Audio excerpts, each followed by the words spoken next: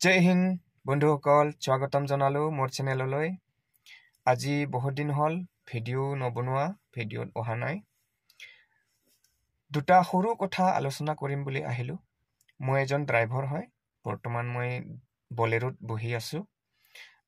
বিশেষকৈ ড্ৰাইভাৰসকলৰ কাৰণে কথাখিনি, যিসকল নতুন ড্ৰাইভাৰ আৰু এক্সপাৰ্ট নহয় তেওঁলোকৰ কাৰণে সেই সৰু দুটা কথাই বহুত সহায় হ'ব। আৰু যিসকল এক্সপাৰ্ট তেওঁলোকেতো সকলো কথা জানিব, আৰু কথাখিনি কিমান সঁচা কিমান মিছা, কিমান মানে সহায়ক কথা, সেইখিনি হয়নে নহয় কমেণ্টত জনাব নিশ্চয়। তেতিয়াহে বুজি পাম ময়ো মোৰ ভুলখিনি। ঠিক আছে। বিশেষকৈ কথা দুটা হ'ল পাহাৰীয়া ৰাস্তা, আপ ঢালুৱান ৰাস্তা, কেনেকৈ মানে বিনা ব্ৰেকত মানে গাড়ীখন আপত কেনেকৈ ৰাখিব। যিসকল নতুন ড্ৰাইভাৰ এক্সপাৰ্ট নহয় তেওঁলোকে হঠাৎ আপত গাড়ীখন কেনেকৈ ৰাখি দিম, কেনেকৈ আগুৱাই লৈ যাম, মাৰ্চ কৰিম, সেইটো চিন্তা থাকে। পিছুৱাই অহাৰ চান্সটো বহুত থাকে এক্সপাৰ্ট নহ'লে। তো সেইখিনি কথা আলোচনা কৰিম আহক। এইখিনিতে এটা অনুৰোধ আপোনালোকৰ ওচৰত, যিসকল মোৰ চেনেলটো এতিয়ালৈকে ছাবস্ক্ৰাইব কৰা নাই তেওঁলোকক মোৰ চেনেলটো ছাবস্ক্ৰাইব কৰিব বুলি আশা ৰাখিলোঁ। ধন্যবাদ। তেনেহ'লে আহকচোন সৰু দুটা কথা কি হয়। 1 নম্বৰ কথা হ'ল আপত গাড়ীখন কেনেকৈ হঠাতে ৰাখিব আৰু কেনেকৈ শ্লোকৈ নিব আপুনি।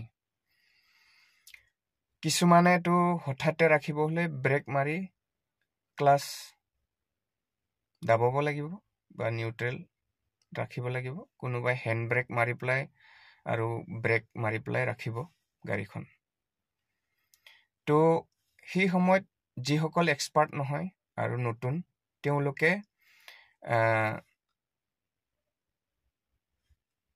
মাৰ্চ কৰিবলৈ কষ্ট পায়, ভয় কৰে, হয়তো পিছুৱাই যোৱাৰ চান্স থাকিব, তেওঁলোকে খুবেই ভয় কৰিব।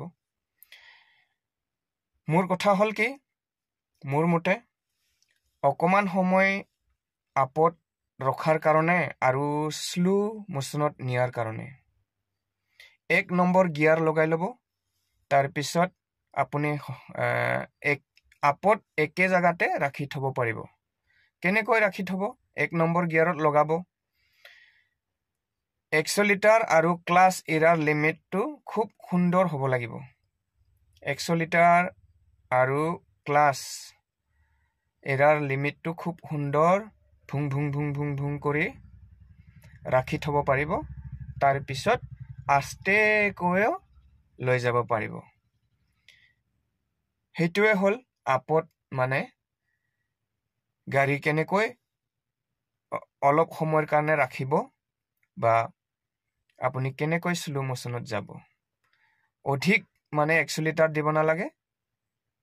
ক্লাছ এৰাৰ এক্সেলেৰেটৰ দিয়াৰ খুব সুন্দৰ এটা লিমিট হ'ব লাগিব। কোনোবাই ব্ৰেক মাৰিব, নিউট্ৰেল ৰাখি ক্লাছ দাবাই হেণ্ড ব্ৰেক লগাব, তেনেকৈ ৰাখিব। তাৰপিছত মাৰ্চ কৰি লৈ যাওঁতে পিছুৱাই আহিবৰ চান্স থাকে, খুবেই ভয় কৰে। গতিকে ভয় খাব নালাগে।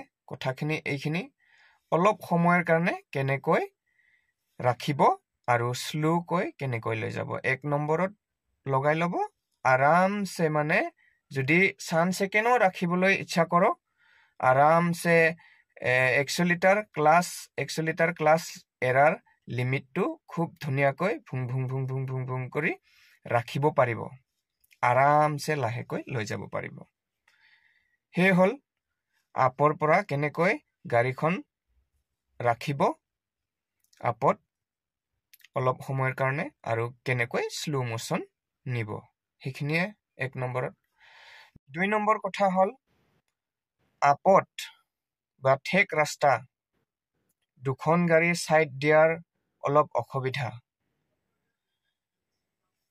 ওপৰৰ পৰা অহা গাড়ীখন সম্পূৰ্ণ সাইড দিব লাগিব আৰু তলৰ পৰা যোৱা গাড়ীখনক সুবিধা দিয়ে যেন যাতে আৰামছে যাতে পিকআপত ধুনীয়াকৈ যাব পাৰে অসুবিধা নহয় যাতে সেই কাৰণে তলৰ পৰা যোৱা গাড়ীখন বহুত কষ্ট হয় ৰাখিবলৈ কষ্ট হয় ভজাই থাকিব পিকআপত যাবলগীয়া প্ৰয়োজন হৈ যায় সেই কাৰণে তলৰ পৰা যোৱা গাড়ীখনক সম্পূৰ্ণ সাইড দিব সুবিধা পায় যাতে যাবলৈ ওপৰৰ পৰা অহা গাড়ীখন সম্পূৰ্ণ সাইডত নিজৰ সাইডত অকমান ৰাখি তলৰ পৰা যোৱা গাড়ীখনক সুবিধা দিয়ে যেন এখিনি আছিল দুটা কথা সৰু কিমানখিনি সত্য কথাখিনি কিমানখিনি প্ৰয়োজন হয় নে নহয় যিসকল আপত পাহাৰত গাড়ী চলাই থাকে তেওঁলোকে নিশ্চয় জানে আৰু যিসকল এক্সপাৰ্ট তেওঁলোকে নিশ্চয় জানে কথাখিনি কিমান সত্য কমেন্ট কৰিব কমেন্টত জনাব তেতিয়াহে ময়ো বুজি পাম যেহেতু ময়ো ইমান এক্সপাৰ্ট নহয় মই বিশেষকৈ যিসকল নতুন আৰু যিসকল এক্সপাৰ্ট নহয় আৰু যিসকল পাহাৰীয়া ৰাস্তাত চলাই পোৱা নাই সেই কাৰণেহে মই এই সৰু দুটা কথা আপোনালোকৰ ওচৰত মানে আলোচনা কৰিম বুলি আহিলো আজিৰ ভিডিওটো ইমানতে সমাপ্ত কৰিছো ধন্যবাদ জয় হিন্দ